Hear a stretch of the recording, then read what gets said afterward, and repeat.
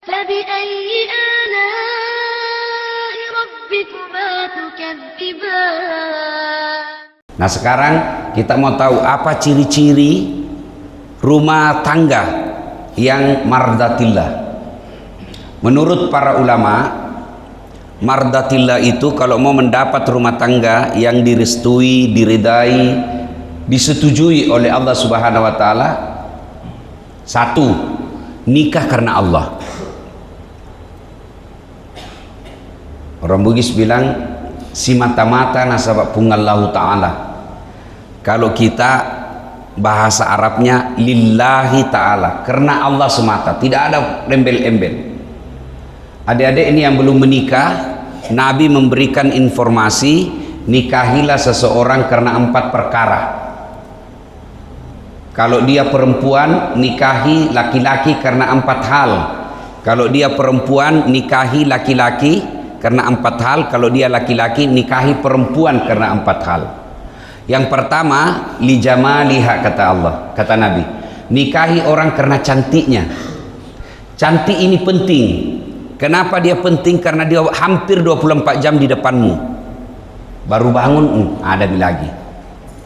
Mau ki makan, dia mi lagi di depan tak. Pulang ki kerja, ada lagi. Mau ki tidur, dia mi sedek. Jadi kalau dia jelek, pasti menjengkelkan. Iya toh? Cantik penting, tapi tidak boleh kau jadikan ukuran utama yang menjadi alasanmu menikah. Kenapa? Karena cantik subjektif. Apa itu subjektif? Tergantung sudut pandang siapa yang lihat. Ada laki-laki yang suka yang betala-betala, ada laki-laki yang suka yang kurus-kurus, ada laki-laki yang suka yang putih, ada juga yang hitam-hitam manis. Hitam manisnya hilang, manisnya hitam manis, ya kan? Cantik penting, tapi tidak boleh ukuran. Pertama subjektif, artinya apa? Cantik menurut saya belum tentu cantik menurut Pak Imam. Tanya Pak Imam, ada istrinya di depannya, siapa paling cantik di depan? Siapa paling cantik di dunia ini Pak Imam? Ada istrinya di depan. Bila makin tetanggaku, oh hancur nih hidup. Nah, saya juga ditanya siapa paling cantik, saya pasti bilang mamanya cek. Bapak protes, istriku, urusanmu. Saya tidak urus urusannya bapak. Berarti cantik itu menurut A cantik, menurut B belum tentu. Ya. Yang kedua, cantik itu temporer. Apa itu temporer? Dimakan waktu.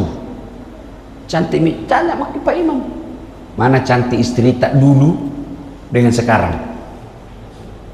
Bapak-bapak, mana cantik istri tak dulu waktu usia 25, sekarang 65? Mana lebih cantik Pak? Ya? Bohong kalau kita bilang cantik sekarang. Itu jina kita bilang cantik sekarang karena dia di depan tak. Ya? Berarti cantik dimakan oleh waktu. Waktu 17 tahun, setiap dia tersenyum, satu kampung terpesona. 17 tahun. Balik itu 17. 71. Tersenyum, cucunya lari. Nah kira mau digigit. Iya toh? Begitu 17 tahun, biar kuning-kuning palsu dikira emas, cantik juga dilihat. Tapi usia 80 tahun, biar kau kasih semua emas, jelek mi dilihat. Berarti kecantikan itu luntur oleh waktu. Kalau ada orang menikah karena cantik, maka rumah tangga itu potensi akan hilang kesetiaannya ketika usianya makin lama. Cantik itu identik dengan body yang bagus. Cantik itu identik dengan wajah yang mulus.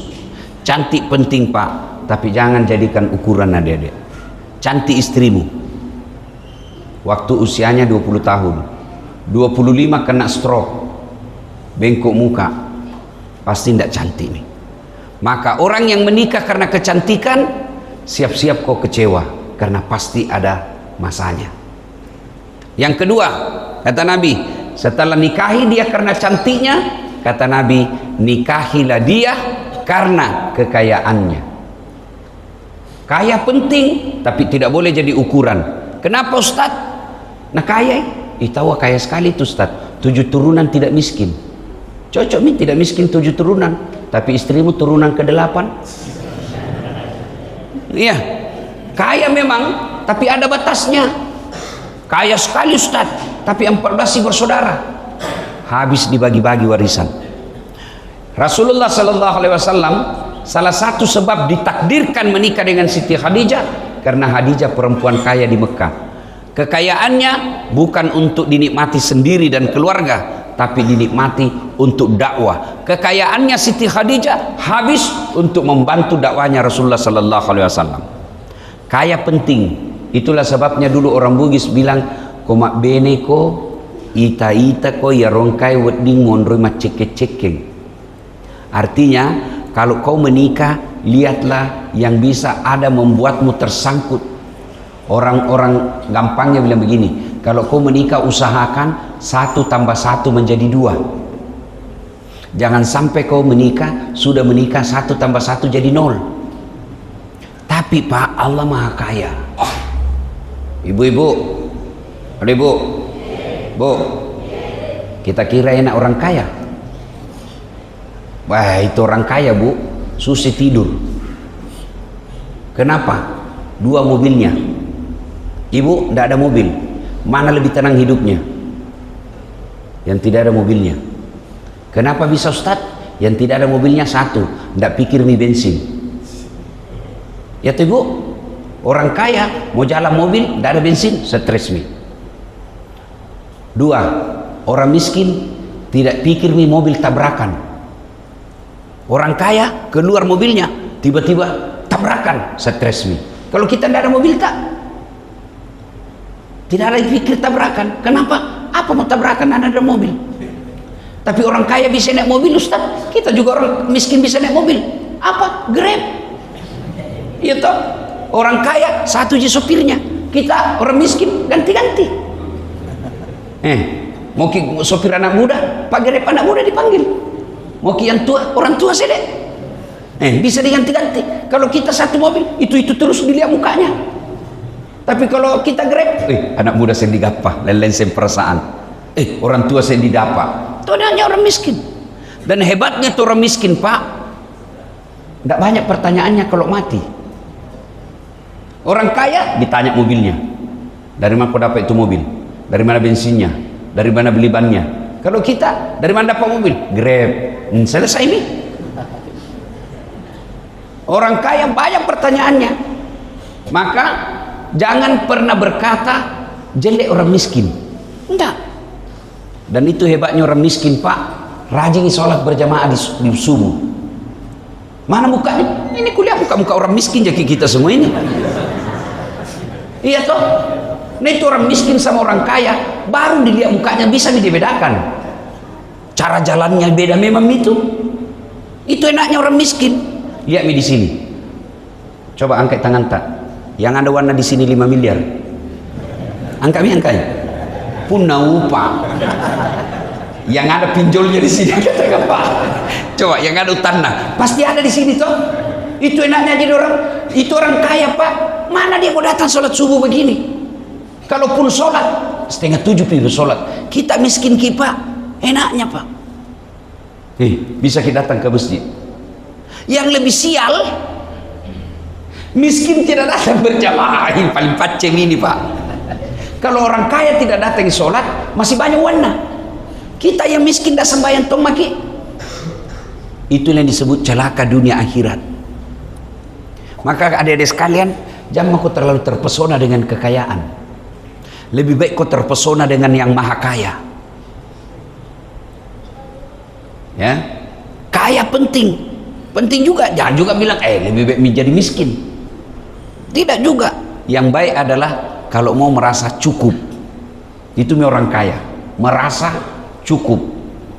Kalau tidak pernah merasa cukup, kau kasih 1 gunung emas, nah minta 2. Kau kasih 2, nah minta 3. Kau kasih 4, nah minta lagi lebih banyak. Nanti dia berhenti kalau masuk dikubur. Ya. Jadi penting kaya, tapi yang lebih penting merasa cukup. Adik-adik, jadi kalau mau menikah, cari perempuan yang pertama yang mau menikah ya, atau bapak-bapak yang mau pergantian pemain, ya kan? Ya, satu lihat kata Nabi cantiknya, dua kekayaannya, ya. Yang ketiga kata Nabi lihatlah keturunannya, siapa anak itu. Penting ini kau lihat siapa keturunan. Itu orang Bugis bilang, niga anak iro, siapa anak itu penting, tapi tidak boleh menjadi prioritas. Kenapa? Ada orang bapaknya jahat, anaknya jadi nabi. Ada dek, ada adik-adik, bapaknya jahat, anaknya jadi nabi. Ada orang begitu? Ada? Siapa? Nabi Ibrahim. Bapaknya itu jahat, tapi anaknya jadi nabi. Ada juga sebaliknya, bapaknya nabi, anaknya jadi jahat. Ada? Ada. Siapa? Nabi Nuh. Jadi penting cari orang baik-baik, tapi tidak boleh jadi ukuran utama, karena bisa jadi bapaknya penceramah, anak napa botoro. Ada juga bapaknya jahat, anaknya jadi ulama. Ada begitu, ya. Maka yang paling penting ini yang keempat. Apa itu Ustaz? Lihatlah agamanya. Kenapa agama nomor 4 Ustaz? Mestinya dia nomor 1.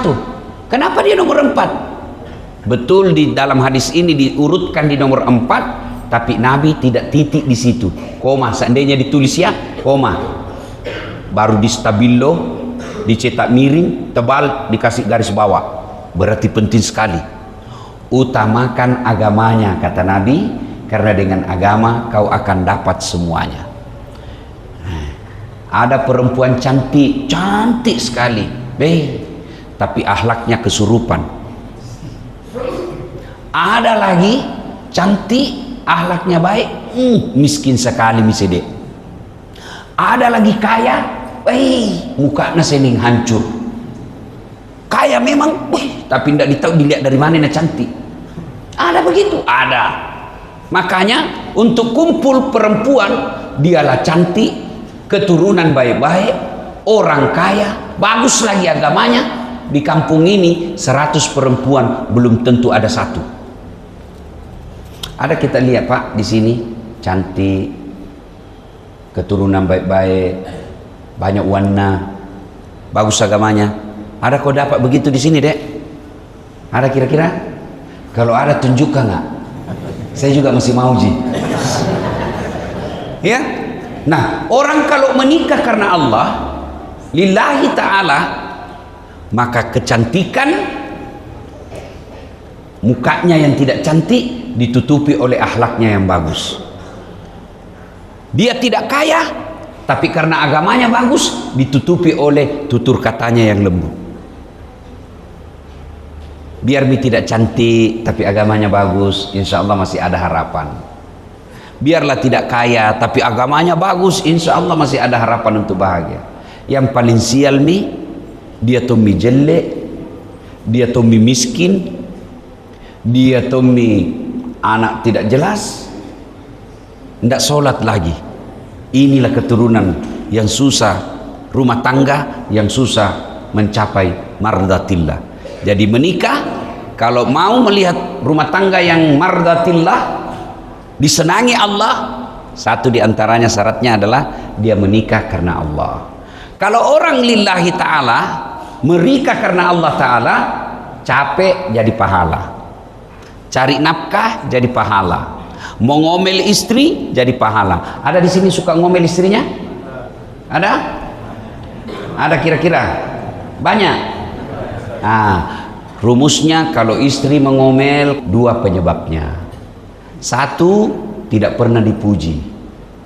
2, tidak pernah dikasih hadiah. Ya toh Ibu? Langsung bilang iya.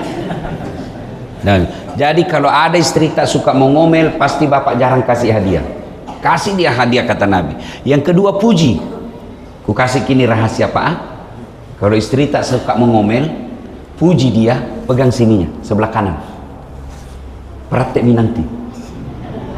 Tapi jangan waktu mengomel. Mau ngomel baru kita pegang, tambah majallo ki. Tapi gimana caranya? Lagi masak-masak kita pegang. Kalau begini lagi kuliah, masya Allah. Biar misalnya tidak banyak uang tapi bahagia sekali mak sama kita. Balik itu. Mana mama udah tahu dibohongin, anda suka gitu. Kesukaan, ulangi lagi. Tapi kalau umur 70 nih Pak, jangan maki bilangi cantik, tambah marah. Ya?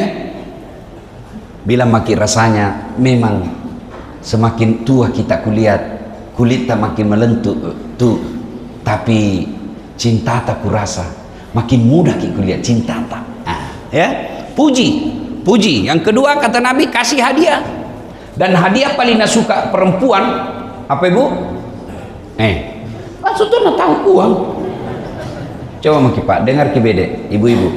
Biar suami tidak pulang, yang penting ada dia maki uang tadi itu nak cari. Jadi Bapak Ibu, saudara-saudara sekalian, menikah karena Allah capek jadi pahala. Kalau orang lillahi ta'ala menikah, semua akan berbahagia, semua dinilai pahala. Tidurnya pahala, cari nafkahnya pahala, makannya pahala. Kenapa? Lillahi ta'ala.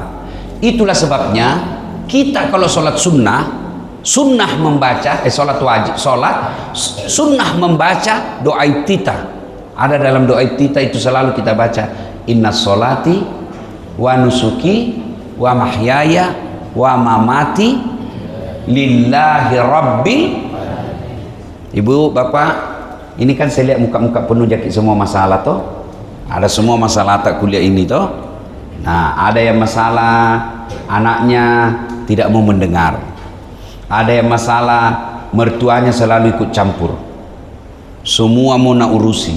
Ada juga masalah serumah dengan iparnya tidak mau mendengar. Ada juga masalah istrinya yang kasar bicara.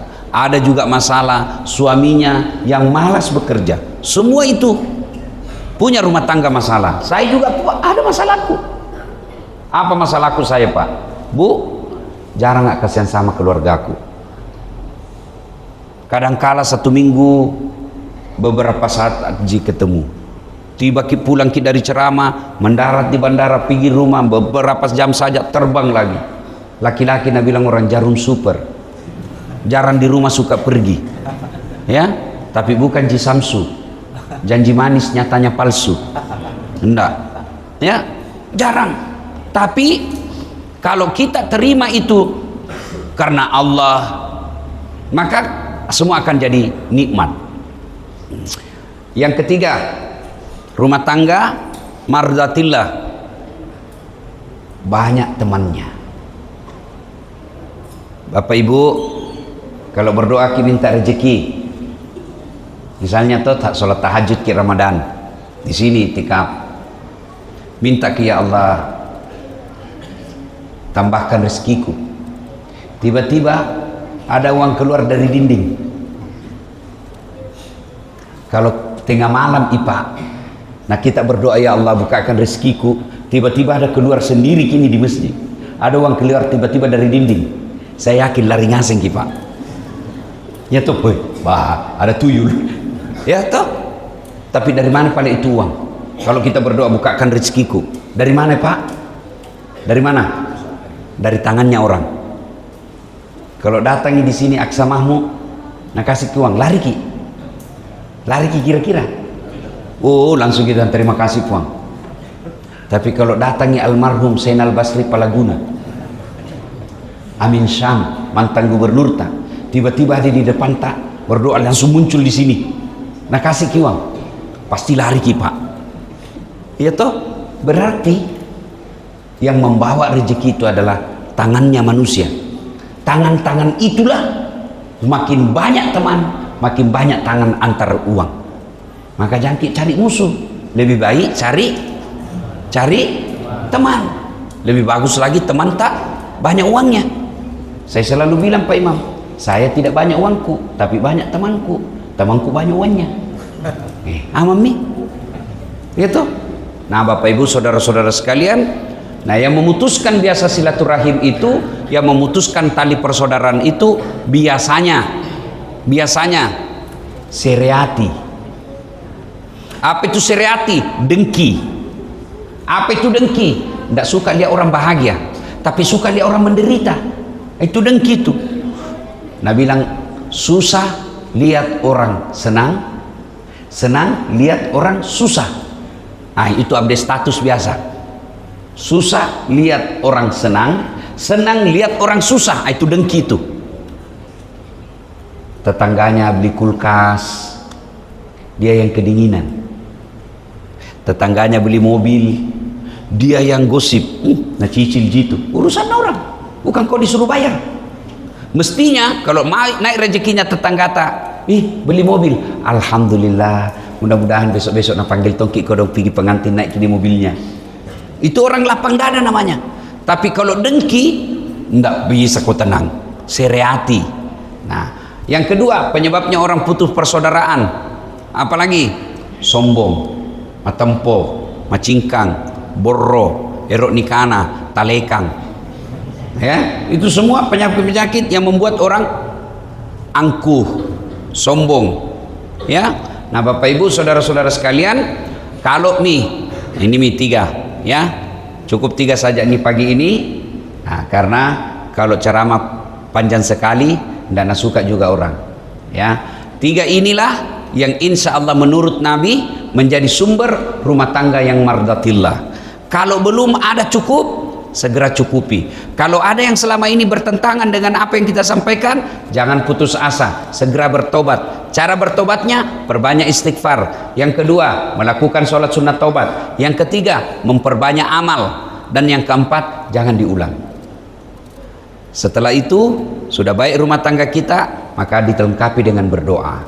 Mudah-mudahan kita berumah tangga sama-sama bahagia di dunia, dan insya Allah bahagia pula di akhirat kelak, insya Allah. Bapak Ibu, saudara-saudara sekalian, ini